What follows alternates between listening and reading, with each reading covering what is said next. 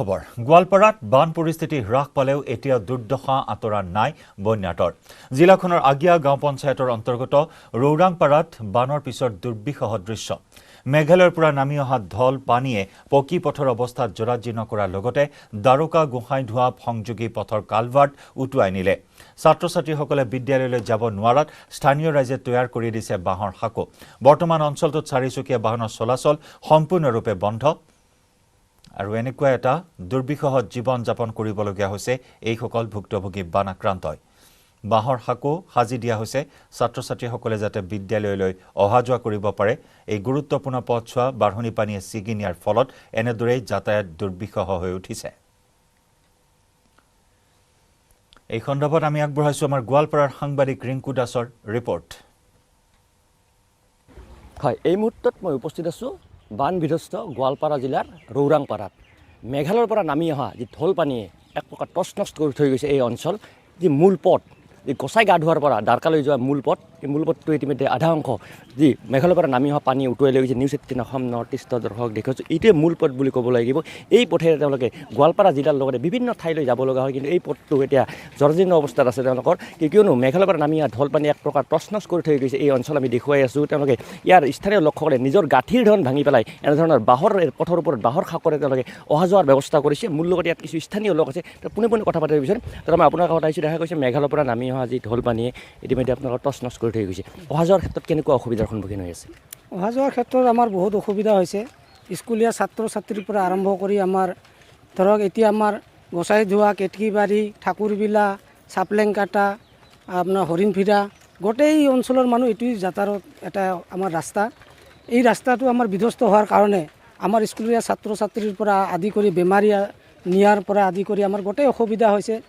আমি অনুৰোধ জনাম অসম চৰকাৰৰ মুখ্যমন্ত্ৰী মহোদয়ক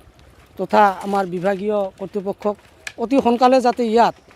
উন্নত মানৰ এটা দলং দি ইয়াত আৰু পকীকৰণ ইয়াত কেলভাৰ্ট দি লাভ নহ'ব কাৰণ ইয়াৰ আগতো ভাঙি গৈছে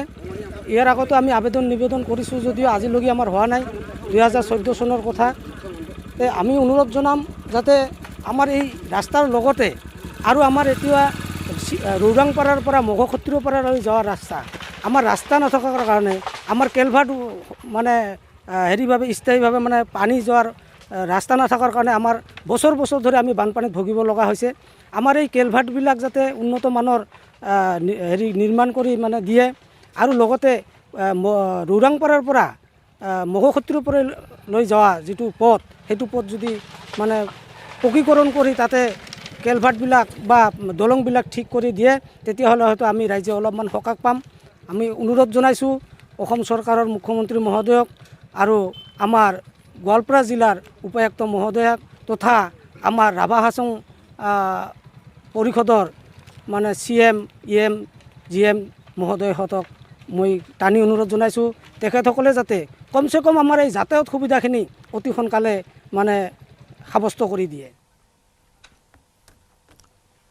আৰু ইফালে বান সাহায্য কেন্দ্ৰ কৰি হাজোৰ জাপিয়াত উত্তেজনা জাপিয়া গাঁৱৰ গাঁওবুঢ়া আনোৱাৰ হুছেইনক দলবদ্ধ আক্ৰমণ জিতু ওৰফে কামালউদ্দিন আহমেদ নামৰ এজন যুৱকৰ নেতৃত্বত যোৱা এটা দুৰ্বৃত্তৰ দলৰ বান আক্ৰান্তৰ মাজত ত্ৰিপাল বিতৰণৰ সময়তে গাঁওবুঢ়াৰ ওপৰত দুৰ্বৃত্তৰ দলটোৱে জপিয়াই পৰাত গুৰুতৰভাৱে আঘাতপ্ৰাপ্ত হয় গাঁওবুঢ়াগৰাকী দুৰ্বৃত্তৰ দলে গাঁওবুঢ়াগৰাকীৰ নথি পত্ৰ কঢ়িয়াই অনা মোনাখন ছিগি পেলোৱাৰ লগতে পিন্ধি থকা কাপোৰো ফালি পেলায় দুৰ্বৃত্তৰ দলৰ আক্ৰমণত আহত হোৱা গাঁওবুঢ়াৰ লগতে আন কেইবাজনো লোকক হাজোৰ বিষ্ণুৰাম মেধি সামূহিক স্বাস্থ্য কেন্দ্ৰত চিকিৎসা প্ৰদান কৰা হৈছে এই ঘটনা সন্দৰ্ভত হাজো আৰক্ষী থানাত দাখিল কৰা হৈছে এজাহাৰ ত্ৰিপাল বিতৰণক কেন্দ্ৰ কৰি সংঘাতৰ সূত্ৰপাত গাঁওবুঢ়াক মাৰপিট কৰিলে এজন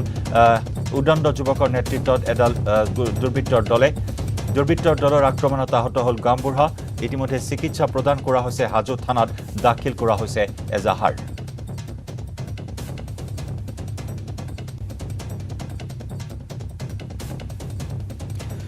আৰু এইখিনি মুহূৰ্তত আমি NDAৰ মনোনীত প্ৰাৰ্থী দ্ৰৌপদী মুৰ্মুৰ মনোনয়ন পত্ৰ দাখিলৰ কিছু দৃশ্য আপোনাক দেখুৱাম পোনপটীয়া দৃশ্য এই মুহূৰ্তত দিল্লীত মনোনয়ন পত্ৰ দাখিল কৰিবলৈ অগ্ৰসৰ হৈছে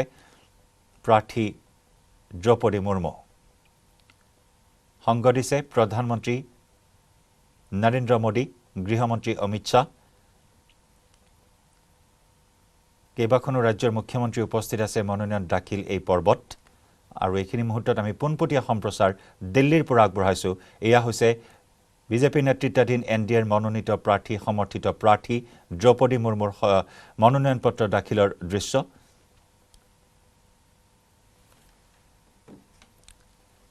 প্ৰধানমন্ত্ৰী নৰেন্দ্ৰ মোদী অমিত শ্বাহ সংগ দিছে দ্ৰৌপদী মুৰ্মুক।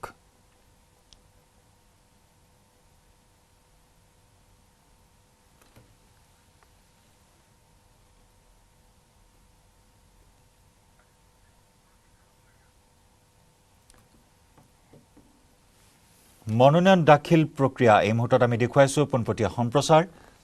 বিজেপি নেতৃত্বাধীন NDAৰ সমৰ্থিত প্ৰাৰ্থী দ্ৰৌপদী মুৰ্মুৰ মনোনয়ন পত্ৰ দাখিলৰ এই প্ৰক্ৰিয়া এই মুহূৰ্তত আমি দেখুৱাইছোঁ, য'ত সংগ দিছে প্ৰধানমন্ত্ৰী নৰেন্দ্ৰ মোদীয়ে, গৃহমন্ত্ৰী অমিত শ্বাহে, বিজেপিৰ ৰাষ্ট্ৰীয় অধ্যক্ষ JP নাড্ডা, কেইবাখনো ৰাজ্যৰ মুখ্যমন্ত্ৰী উপস্থিত আছে এই মনোনয়ন পত্ৰ দাখিলত।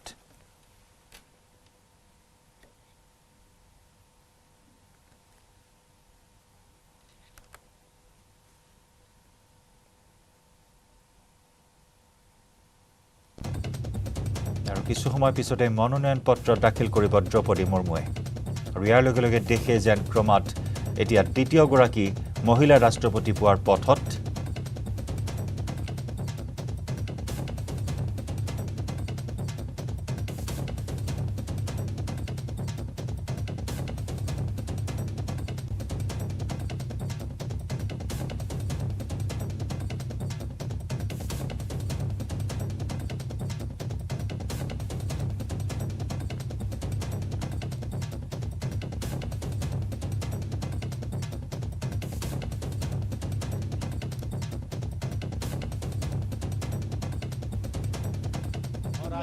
राजेश मैं इन तस्वीरों में देख पा रहा हूं कि जो सेट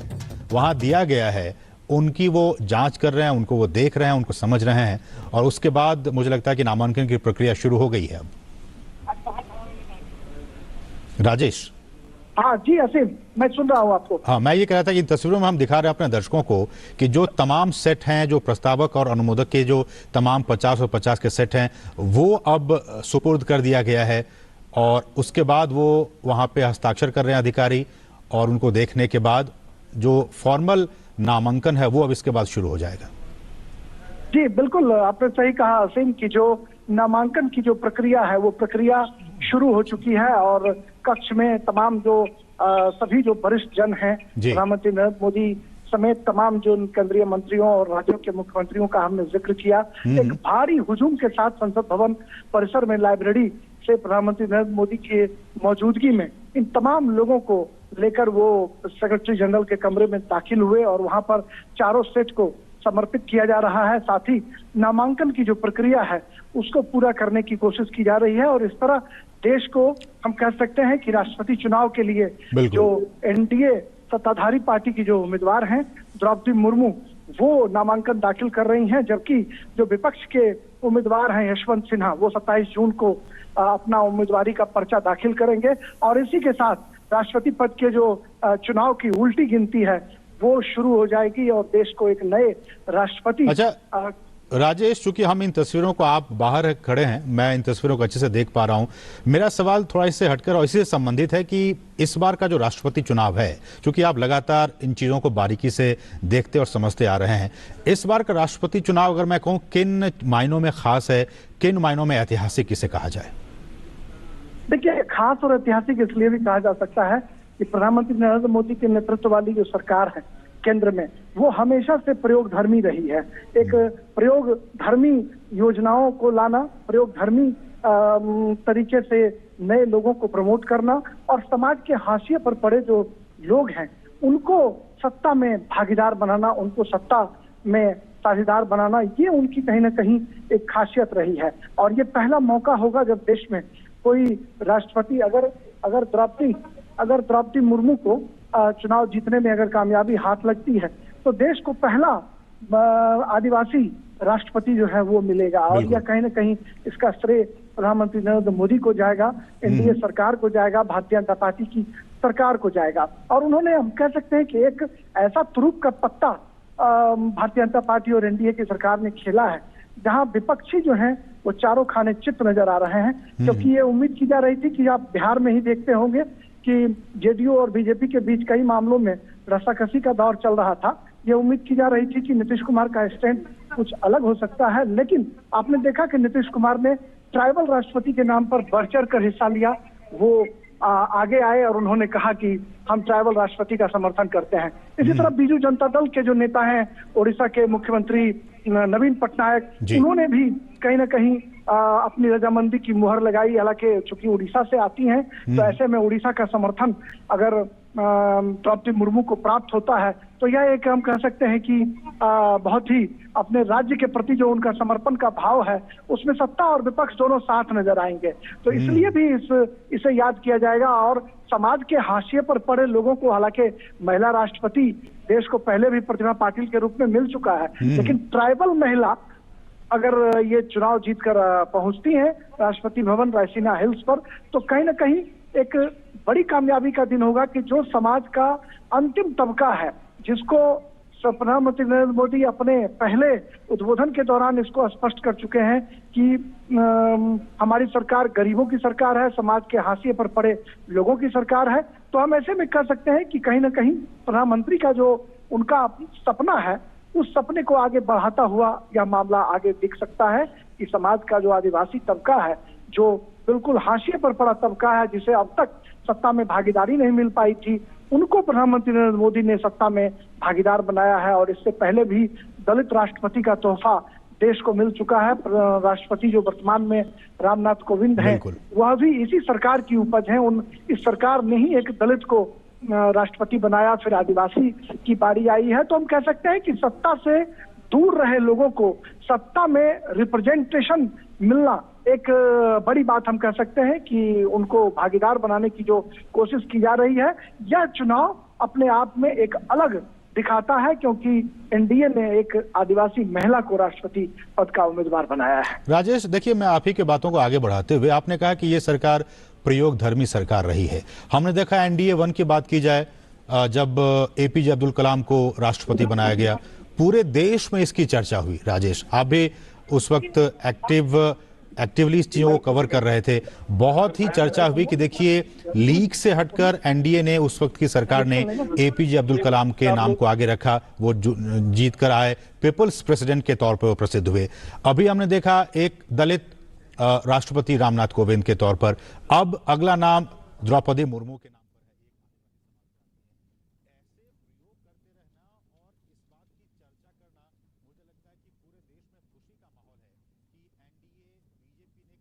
মন্ত্ৰী অমিত শ্বাহ, প্ৰতিৰক্ষা মন্ত্ৰী ৰাজনাথ সিঙকে ধৰি কেইবাখনো ৰাজ্যৰ মুখ্যমন্ত্ৰী বৰ্তমান উপস্থিত আছে আৰু ইতিমধ্যেই মনোনয়ন পত্ৰ পৰীক্ষা কৰা হৈছে,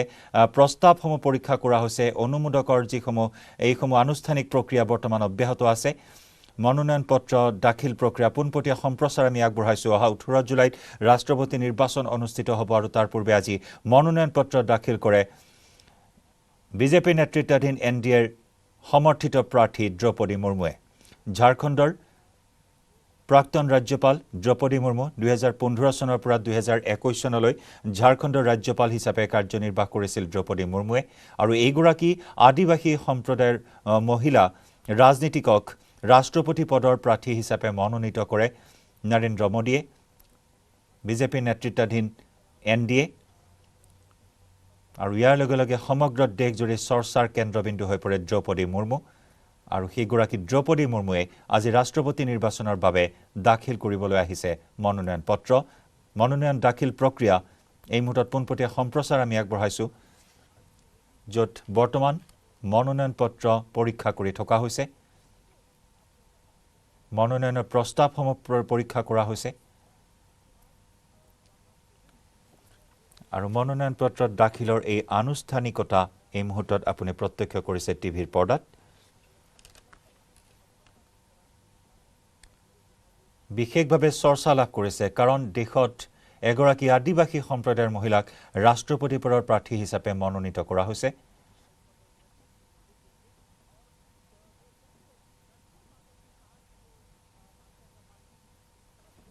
আৰু এই নিৰ্বাচনত দ্ৰৌপদী মুৰ্মু জয়ী হ'লে দেশে লাভ কৰিব দ্বিতীয়গৰাকী মহিলা ৰাষ্ট্ৰপতি।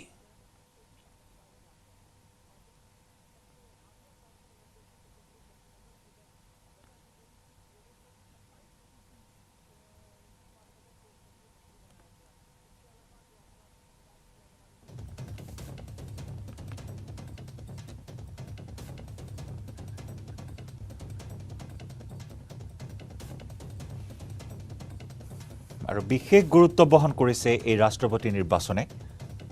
কাৰণ এগৰাকী আদিবাসী সম্প্ৰদায়ৰ মহিলাক মনোনীত কৰা হৈছে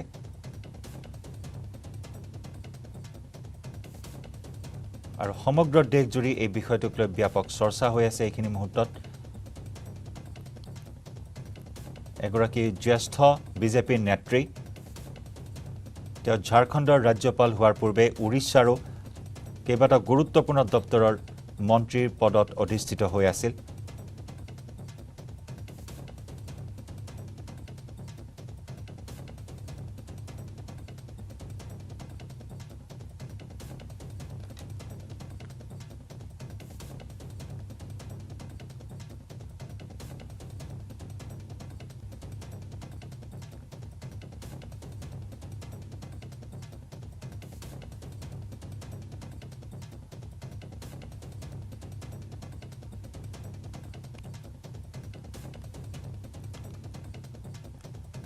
বিধায়িকা হিচাপেও তেওঁ কাৰ্যনিৰ্বাহ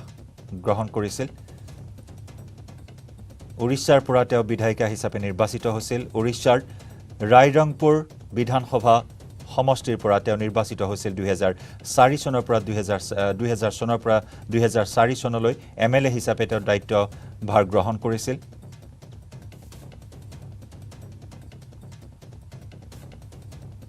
আৰু 2015 চনৰ পৰা 2021 চনলৈ ঝাৰখণ্ডৰ ৰাজ্যপাল হিচাপে কাৰ্যনিৰ্বাহ গ্ৰহণ কৰিছিল দ্ৰৌপদী মুৰ্মুৱে আৰু এগৰাকী প্ৰবীণ নেত্ৰী জ্যেষ্ঠ নেত্ৰীক ৰাষ্ট্ৰপতি পদৰ প্ৰাৰ্থী হিচাপে মনোনীত কৰা হৈছে টিভি পৰ্দাত আপুনি প্ৰত্যক্ষ কৰিছে আৰু ইতিমধ্যে মনোনয়ন দাখিল প্ৰক্ৰিয়া সম্পন্ন হ'ল সংগ দিলে প্ৰধানমন্ত্ৰী নৰেন্দ্ৰ মোদী গৃহমন্ত্ৰী অমিত শ্বাহ প্ৰতিৰক্ষা মন্ত্ৰী ৰাজনাথ সিং কেন্দ্ৰীয় মন্ত্ৰী সৰ্বানন্দ সোণোৱাল তাত উপস্থিত আছে অসমৰ মুখ্যমন্ত্ৰী ডক্টৰ হিমন্ত বিশ্ব শৰ্মা উপস্থিত আছে আৰু ইতিমধ্যে সম্পন্ন হ'ল দ্ৰৌপদী মুৰ্মুৰ মনোনয়ন পত্ৰ দাখিল পৰ্ব ইয়াৰ সৈতে সময় হ'ল গুৱাহাটীৰ পৰা এই মুহূৰ্তৰ সবাতোকৈ ডাঙৰ খবৰ মুঠতে ঘনে ঘনে সলনি হৈছে মহাৰাষ্ট্ৰৰ বিসম্বাদী ৰাজনীতিৰ দৃশ্যপট আৰু প্ৰতিটো শেহতীয়া আপডেট আমি আপোনালোকক জনাই আছো প্ৰতি মুহূৰ্ততে যেহেতু কালিৰে পৰা দৃশ্যপট কিছু সলনি হ'বলৈ ধৰিছিল কালি নিশাৰ ভাগত কেইবালানিও বৈঠকত মিলিত হৈছিল মহাৰাষ্ট্ৰৰ উদ্ধৱ ঠাকৰেৰ সৈতে শৰদ পাৱাৰ আৰু কংগ্ৰেছৰ আন একাংশ নেতা তেওঁলোকে বৈঠকত মিলিত হৈ বিভিন্ন ধৰণে গুণাগুঠা চলাইছিল নিজাকৈ অংক কৰিছিল আজি পুৱাৰ ভাগত খবৰটো আহিল যে আইনী মেৰপেচ আহি পৰিব এতিয়া সেই আইনী মেৰপেচৰ দোহাই দিয়েই আকৌ এবাৰ যেন আশ্বস্ত হ'ব বিচাৰিছে মহাৰাষ্ট্ৰত থকা শিৱসেনাৰ যিসকল সমৰ্থক বা উদ্ধৱ ঠাকৰেৰ সমৰ্থনত থকা যিসকল নেতা আছে এতিয়াও যিসকল উদ্ধৱ ঠাকৰেৰ পক্ষত অৱস্থান গ্ৰহণ কৰি আছে উদ্ধৱ ঠাকৰে মুখ্যমন্ত্ৰী হৈ থাকিব বুলি তেওঁলোকে বাৰে বাৰে উল্লেখ কৰি আছে কিন্তু তাৰ মাজতে ইতিমধ্যে আমি উল্লেখ কৰিছোঁ একনাথ সিন্দেৰ সমৰ্থনত থকা মেজিক নাম্বাৰ 37 অতিক্ৰম কৰি 38 হৈছে দিলীপ লাণ্ডে অন্তিমগৰাকী বিধায়ক আজি অহা শিৱসেনাৰ বিধায়ক দিলীপ লাণ্ডে আজি দুপৰীয়া ভাগত আহি উপস্থিত হ'ল আৰু তেওঁ ইতিমধ্যে ৰেডিশ্যন ব্লুত প্ৰৱেশ কৰিছিল তাৰ পাছতে একনাথ সিন্দে ওলাই গ'ল কামাখ্যালৈ গৈছে বুলি এই মুহূৰ্তত কিছু খবৰ আহিছে আমাৰ হাতত অম্বুবাচী মেলা চলি আছে হয়তো কামাখ্যাত যাব পাৰে একনাথ সিন্দে কিন্তু সমান্তৰালভাৱে তেওঁ উল্লেখ কৰিছে যে 50 জনতকৈ অধিক বিধায়ক তেওঁৰ সৈতে আছে শিৱসেনাৰ 38 জন আৰু বাকী নিৰ্দলীয় আৰু অন্য মিলাই 50 জনতকৈ অধিক বিধায়ক তেওঁৰ সৈতে আছে বুলি একনাথ সিন্দে বাৰে বাৰে দাবী উত্থাপন কৰি আছে ইতিমধ্যে টেলিফোনিক বাৰ্তালাপতো আমাৰ সৈতে মিলিত হৈছিল একনাথ সিন্দে তাতো তেওঁ স্পষ্ট কৰি দিছে যে চিন্তা কৰিবলগা একো নাই আমাৰ বাবে ভয় কৰিবলগীয়া একো নাই ভয় খাব লাগে বিপক্ষত থকা লোকসকলেহে তেওঁলোকৰহে ভৰিৰ তলৰ মাটি খহি গৈছে আমাৰ একো বিপদ নহয় আমাক একো কৰিব নোৱাৰে কাৰণ আমি মেজৰিটি তেওঁলোকহে এতিয়া মাইনৰিটি এয়া হ'ল একনাথ সিন্দেৰ বক্তব্য আজি পুৱাৰ ভাগত এই বক্তব্য তেওঁ প্ৰদান কৰিছিল কিন্তু খবৰ আহিছে যেহেতু একনাথ সিন্দে হোটেলৰ পৰা ওলাই যোৱা বুলি আৰু আমাৰ CNN নিউজ 18ৰ সাংবাদিকেও স্পষ্ট কৰি দিছে তেওঁ যেহেতু কথা পাতিছিল একনাথ সিন্দেৰ সৈতে তেওঁ কৈছে যে হয়তো কামাখ্যা মন্দিৰলৈ গৈছে একনাথ সিন্দে সেইটোৱে ইংগিত প্ৰদান কৰিছে কামাখ্যা মন্দিৰলৈ গৈ কামাখ্যা মন্দিৰত তেওঁ সেৱা জনাই বাহিৰৰ পৰা সেৱা জনাই হয়তো আন প্ৰান্তত যাব পাৰে ক'ত যাব সেয়া তেওঁলোকে স্পষ্ট কৰা নাই অৱশ্যে আন আন যিসকল বিধায়ক আছে তেওঁলোক এতিয়াও হোটেল ৰেডিশ্যন ব্লুতেই বাহৰ পাতি আছে কিছু সময় পূৰ্বে ৰেডিশ্যন ব্লুৰ পৰা একনাথ সিন্দে ওলাই যোৱাৰ খবৰ আহিছে কিন্তু আমি পুনৰ কৈছোঁ শক্তিপীঠ কামাখ্যালৈ যোৱাৰ কথা উল্লেখ কৰিছে একনাথ সিন্দে শক্তিপীঠ কামাখ্যাত গৈ হয়তো তেওঁ বাহিৰৰ পৰাই মন্দিৰত সেৱা জনায় আন কি প্লেনিং আন কি পৰিকল্পনা কি পদক্ষেপ হ'ব পাৰে সেইখিনিৰ কথা হয়তো বিবেচনা কৰিব বা সংবাদ মাধ্যমৰ সন্মুখত হয়তো সদৰি কৰিব পাৰে কিন্তু নিউজ 18 এক্সক্লুসিভ তথ্য আমি আপোনালোকক জনাই আছো প্ৰতি মুহূৰ্তৰ শেহতীয়া আপডেট আপোনালোকক জনাই আছো একনাথ সিন্ধেৰ সৈতে আমি আসুতীয়া সাক্ষাৎকাৰতো মিলিত হৈছিলো আৰু আসুতীয়া সাক্ষাৎকাৰত একনাথ সিন্ধে যিখিনি কথা ক'লে সেইখিনি ইতিমধ্যে আমি উল্লেখ কৰিছো তেওঁ দাবী কৰিছে যে ভয় খাবলগীয়া তেওঁলোকৰ বাবে একো নাই তেওঁলোকৰ মেজৰিটি আছে বিপক্ষৰহে মাইনৰিটি বিপক্ষৰহে এতিয়া সদস্য সংখ্যা কমি আহিছে বিপক্ষৰ ভৰিৰ তলৰ মাটি হেৰাই গৈছে কিন্তু বৰ্তমান একনাথ সিন্ধে অতি আত্মবিশ্বাসী আৰু তেওঁ এই মুহূৰ্তটো গুৱাহাটীতে আছে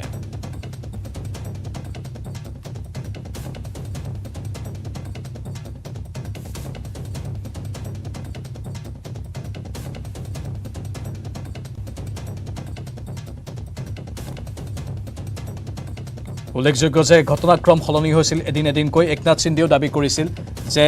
মই দৃঢ়ভাৱে কৈছোঁ যে মোৰ সৈতে বিধায়কৰ সংখ্যা যিমান আছে এদিনকৈ সেই বিধায়কৰ সংখ্যা বাঢ়ি গৈ থাকিব একনাথ সিন্ধেৰ এয়া আছিল প্ৰথম দিনৰ যুক্তি সুৰাটত যেতিয়া তেওঁলোক আছিল সেই সময়তে একনাথ সিন্ধে এই কথা উল্লেখ কৰিছিল যে প্ৰত্যেক দিনে আপোনালোকে লক্ষ্য কৰিব মোৰ সৈতে থকা বিধায়কৰ সংখ্যা বাঢ়ি গৈ থাকিব আৰু সেইমতেই প্ৰত্যেক দিনেই বিধায়কৰ সংখ্যা বাঢ়ি গৈ আছে প্ৰথম দিন দ্বিতীয় দিন তৃতীয় দিন চতুৰ্থ দিন এনেধৰণে দিন বাগৰি আছে আৰু একনাথ সিন্ধেৰ পক্ষত থকা বিধায়কৰ সংখ্যাও বাঢ়ি গৈ আছে আৰু আজিও অন্তিমগৰাকী বিধায়ক আহি তেওঁ সংগ দিলেহি তেওঁ হৈছে দিলীপ লাণ্ডে কিছু সময় পূৰ্বে তেওঁ আহি হোটেল ৰেডিশ্যন ব্লুত প্ৰৱেশ কৰিলে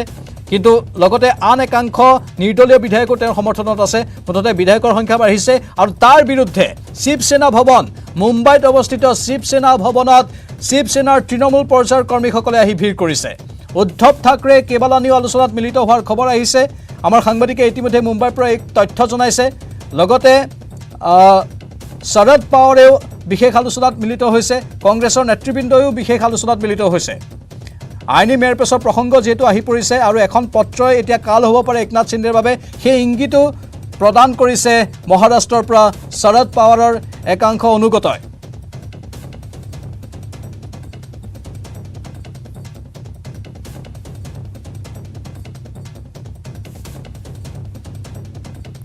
আমি পুনৰ কৈছোঁ এতিয়ালৈকে মুম্বাইলৈ যোৱাৰ সন্দৰ্ভত কোনো ধৰণৰ মুখ খোলা নাই একনাথ সিন্ধে এতিয়াও গুৱাহাটীত আছে ইতিমধ্যে আমি এক্সক্লুচিভলি কথা পাতিছোঁ একনাথ সিন্ধেৰ সৈতে আৰু তেওঁ স্পষ্ট ৰূপত কৈছে যে এতিয়াও মই গুৱাহাটীতে আছোঁ মই গুৱাহাটীৰ পৰা এতিয়া ওলাই যোৱা নাই হয়তো কামাখ্যা মন্দিৰ যাব পাৰে আমাৰ এছ'চিয়েট এডিটৰ পাৰ্থজ্যোতি বৰা আছে লাইভত পাৰ্থজ্যোতি কি আছে শেহতীয়া তথ্য আপোনাৰ লগত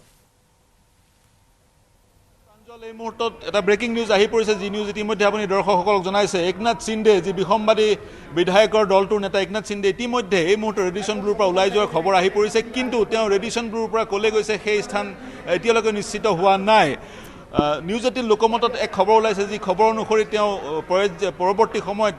ৰেডিশ্যন ব্লুৰ পৰা ওলাই ক'লৈ গৈছে সেই কথা তেওঁ জনাব আমাৰ সৈতে সংযুক্ত হৈছে ছিনিয়ৰ এছ'চিয়েট এডিটৰ নিলয় ভট্টাচাৰ্য নিলয় একনাথ সিন্ধে ৰেডিশ্যন ব্লুৰ পৰা ওলাই গৈছে কিন্তু ক'লৈ গৈছে এক মিনিট ফোনটো লৈ আপুনি হয় হেল্ল' হয়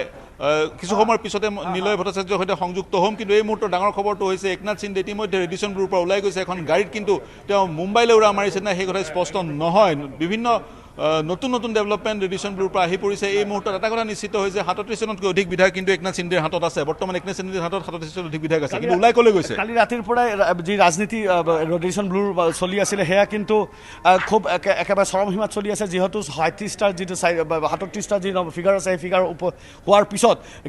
কেইবাটাও চিঠি প্ৰেৰণ কৰা হৈছে ডেপুটি স্পীকাৰলৈ তাৰ পিছতে অকণমান দেৰিৰ আগতে দুখন ইন'ভা গাড়ীত ক'লা গ্লাছ থকা গাড়ীত মুখত মাস্ক পিন্ধি পেলাই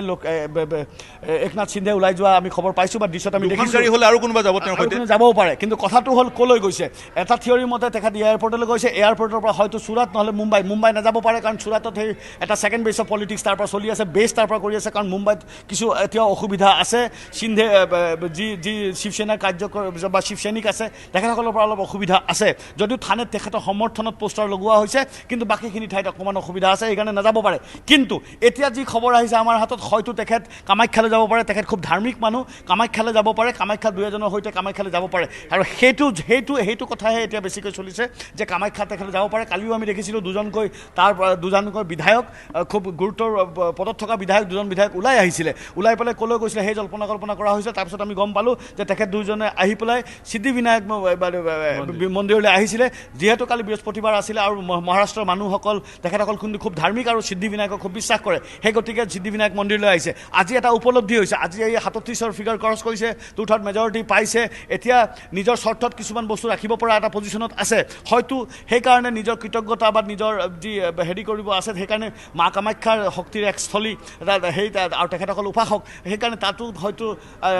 যোৱাৰ সম্ভাৱনা আছে। আৰু যিহেতু 37জন বিধায়কৰ সমৰ্থন একনাথ সিন্দেৰ হাতত আছে, পৰৱৰ্তী পদক্ষেপ কি হ'ব? তেওঁ ইতিমধ্যে গভৰ্ণৰকলে তেওঁ পত্ৰ প্ৰেৰণ কৰিব লাগিছিল, ডেপুটি স্পীকাৰলৈ পত্ৰ প্ৰেৰণ কৰিছে, কিন্তু গোটেই প্ৰক্ৰিয়াটো ইমান সহজ নহয়, বিলম্ব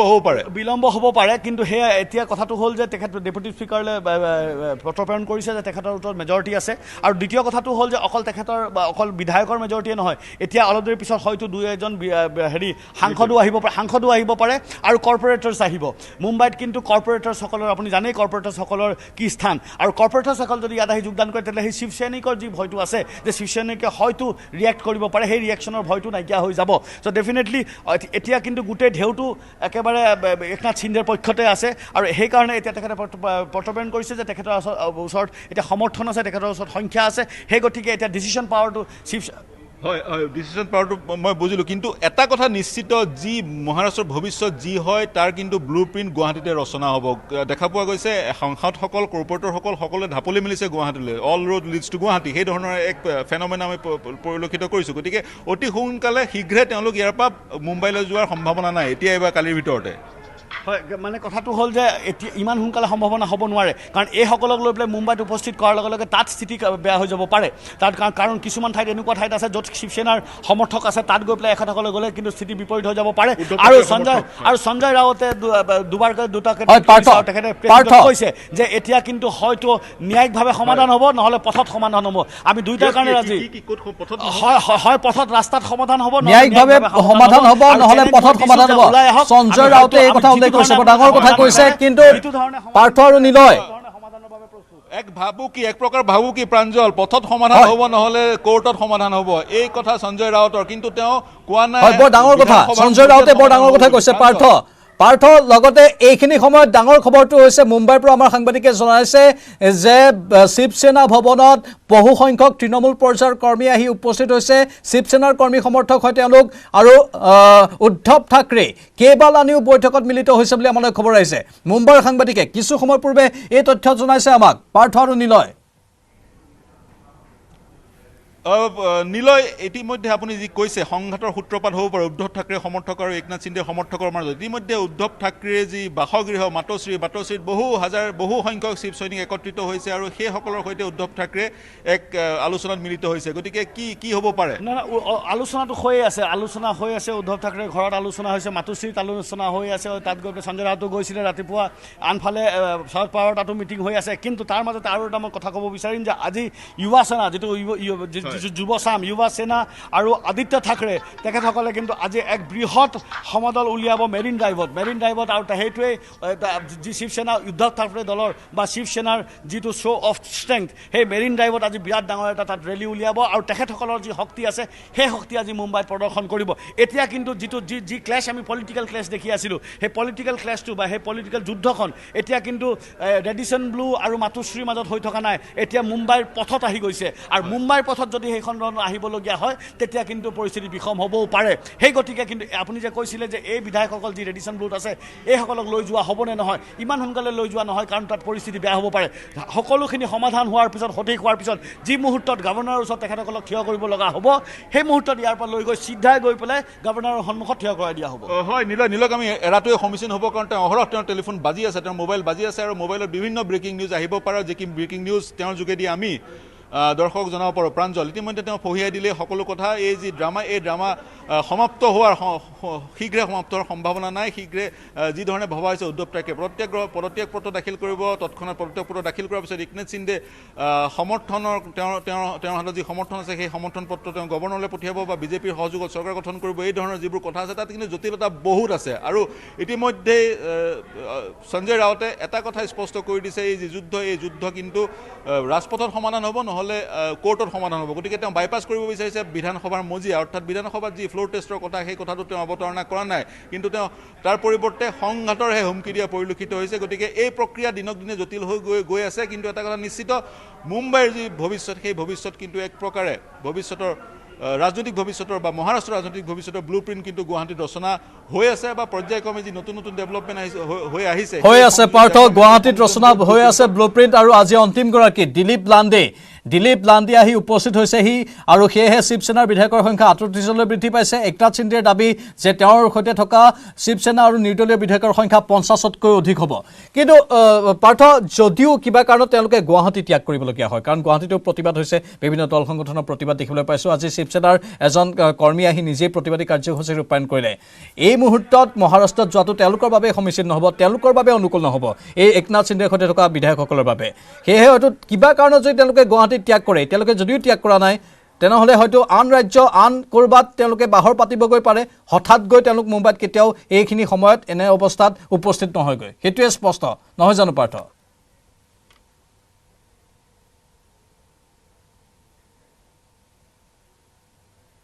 সিন্দেও বাহুবলী উদ্ধৱ ঠাকৰে যথেষ্ট সমৰ্থন আছে হয় যদিহে শুনি আছে এই সময়ত যদি একনাথ সিন্দেৰ সমৰ্থকসকলক লৈ মুম্বাইত উপস্থিত হয় একনাথ সিন্দেৰ সমৰ্থকসকলক লৈ মুম্বাইত উপস্থিত হয় তেওঁ বাহুবলী তেওঁৰো সমৰ্থক আছে উদ্ধৱ ঠাকৰেও জনপ্ৰিয় শিৱ সৈনিকৰ মাজত একে ৰণথলীত পৰিৱৰ্তন হ'ব শিৱ সৈনিকৰ মাজতে সংঘাতৰ সূত্ৰপাত হ'ব গতিকে সেই তেনেধৰণৰ যাতে ঘটনা নহয় তাৰ কাৰণে সম্ভৱতঃ একনাথ সিন্দেৰ সমৰ্থকসকল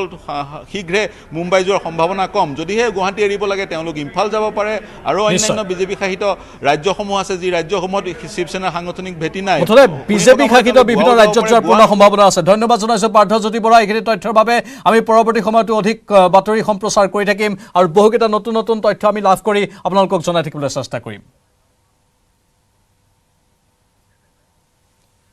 আৰু ইয়াৰ লগে লগে সময় হৈছে এতিয়া বাতৰিৰ পৰা বিদায় লোৱাৰ নমস্কাৰ